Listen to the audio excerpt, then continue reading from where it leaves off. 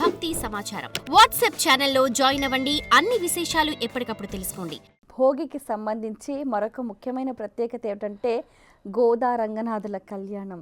గోదాదేవి 30 రోజుల పాటు పాసురాలు, రోజుకో పూమాల, రోజుకో పామాల, చివరి రోజు ఆవిడ కాత్యాయని వ్రతం చేయడం, అందరూ లీనమైపోవడం, ఇది ఒక ప్రాంతీయ ఆచారం. ఎక్కువ శాతం చిత్తూరు, నెల్లూరు ఆ రూట్లో చేస్తారు. అంటే near to the Tamil border Godadevi. అంటే గోదాదేవిది మన దగ్గర చేసే వాళ్ళు కూడా రంగనాయక స్వామి ఆలయంలో చేస్తారు ఎక్కువ శాతంగా. రంగనాయక స్వామి ఆలయం అనేది అంటే ఈ రంగనాథుడు అనేవాడు విష్ణు స్వరూపం. యాక్చువల్లీ ఈ విష్ణు స్వరూపం ఒకటంటే ఆయన మహాభక్తుడు అని చెప్పి అంటారు. తిరుపతి కింద నుంచి డౌన్ దిగుతావు కదమ్మా, దిగగానే మొట్టమొదటి కింద గోవిందరాజ ఆలయం ఉంటుంది, మీకు తెలుసా? ఆ మార్కెట్లో ఉంటుంది. మనం అక్కడ నుంచి పైకి వెళ్తాము, గోవిందరాజ ఆలయం అక్కడ బాగా చేస్తారు. గోదాదేవి ఎవరంటే లక్ష్మీ స్వరూపం. మీరు అన్నట్టుగా ఈ 13వ తారీఖు రోజు ఈరోజు వచ్చింది. ఈసారి చేసేది అంటే 5 వైవిధ్యమైన ఆలోచనలు కలిసి వచ్చాయమ్మా ఈ 13వ తారీఖు రోజు. చాలా అదృష్టవంతులం మనం. ఏంటంటే పండగ చేసినా చేయకపోయినా క్యూ లైన్లో నిలబడితే చాలు, ఎవడో ఒకటి తోసుకుపోతాడు ఈసారి. అంటే ఏదో ఒకటి దొరుకుతుంది మనకి. కాబట్టి ఇలాంటివి చాలా మంచిదమ్మా.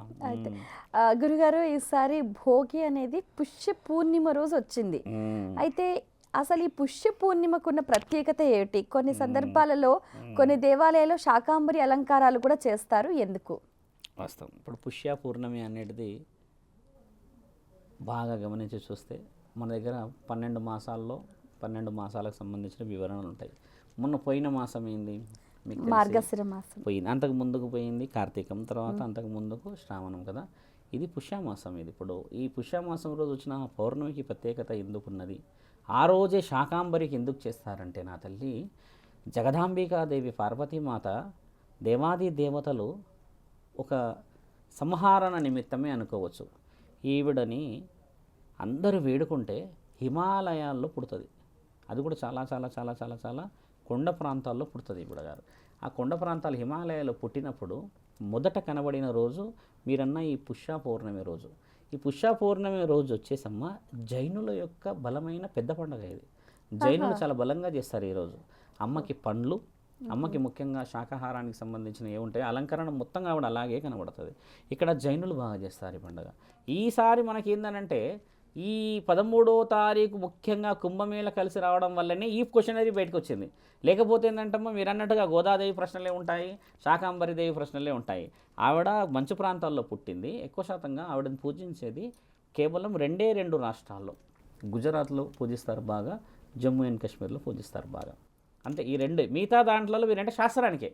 శాకాంబరి అంటే మన దగ్గర ఎక్కువ శాతంగా అమ్మ ఏ దేవతనైనా శాకాంబరిలాగా అలంకరిస్తారు. అంతేకాని శాకాంబరి రూపంలో ఉన్న 2 రాష్ట్రాలు నేను చెప్పిన రాష్ట్రాలు. అక్కడ వాళ్ళు జైనులు పూజించేది అడవి ప్రాంతంలో. అమ్మ కొండ ప్రాంతంలో ఆవిడ మళ్ళీ మంచుతో ఉంటుందంట. అక్కడికి ఎవరు పోగలుగుతారు? అక్కడ జైనులు అంటే అమ్మ వాళ్ళు కొండ ప్రాంతాలు, వాళ్ళకు ఒక పర్టికులర్గా ప్లేసెస్ ఇచ్చారు. వాళ్ళు దుస్తులు లేకుంటుంటారు జైన మతస్థులు. వాళ్ళు మాత్రమే పూజించే ఏకైక దేవత శాకాంబరి.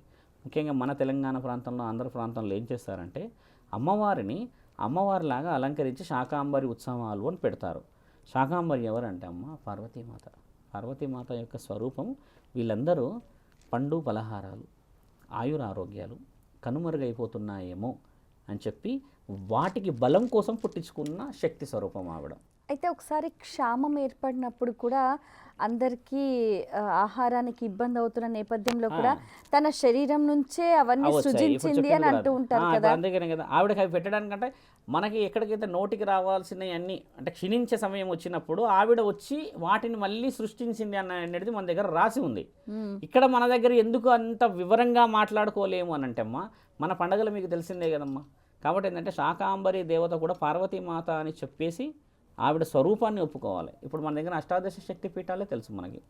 ఇప్పుడు అమ్మకి ఎన్ని అలంకరణలు ఉన్నాయి అనేది మీకు చెప్తాము. అమ్మ 108 ముక్కలైంది.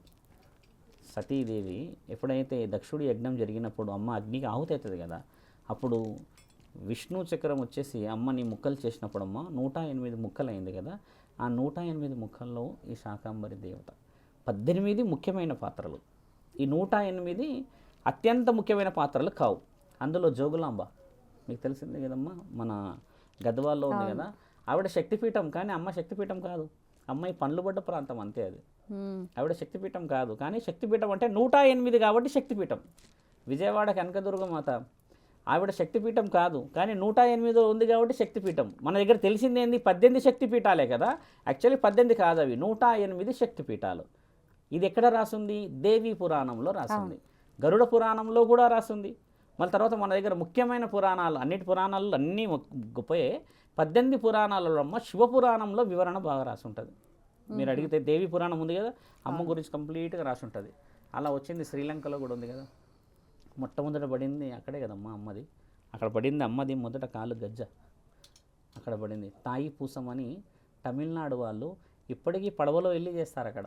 అవును, తైపూసం ఉత్సవం చాలా బలంగా చేస్తారు తమిళనాడు వాళ్ళు. మన వాళ్ళు చేస్తారమ్మా, మన వాళ్ళు పోతారు, మన వాళ్ళకి తెలియదు అసలు అది.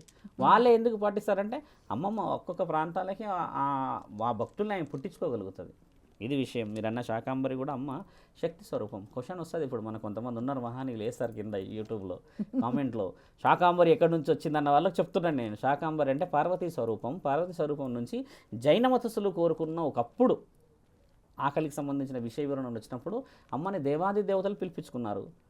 మీకు ఒక క్వశ్చన్ మనం మాట్లాడుకున్నప్పుడు, వాగర్ధావ్య సంప్రోక్త వాగర్ధ పతిపత్తాయే జగతి పితతరో వందే పార్వతీ పరమేశ్వర. వాళ్ళిద్దరే ఏ క్వశ్చన్ కావాలన్నా వాళ్ళ దగ్గరికి అంతం. ఇంకా ఇప్పుడు అమృత కలశం వచ్చే ముందు విషయం వచ్చింది, ఏ విష్ణువు ఎందుకు తీసుకోలేడు, బ్రహ్మ ఎందుకు తీసుకోలేడు, నా తండ్రి ఎందుకు తీసుకున్నాడు వచ్చేసి ఆలోచించానంటే ఈ పద్యం అని ఇప్పుడు రాసిన ఆ శ్లోకం మహానుభావుడు ఎలా రాశాడు చూసండి. జగతి పితతరో వందే పార్వతీ పరమేశ్వర అంటే జగత్తుకు మీరిద్దరే పార్వతీ పరమేశ్వరులు అన్న వర్డ్ మరి వారే భరించాలి. మరి వాళ్ళ పిల్లలవి మనందరం.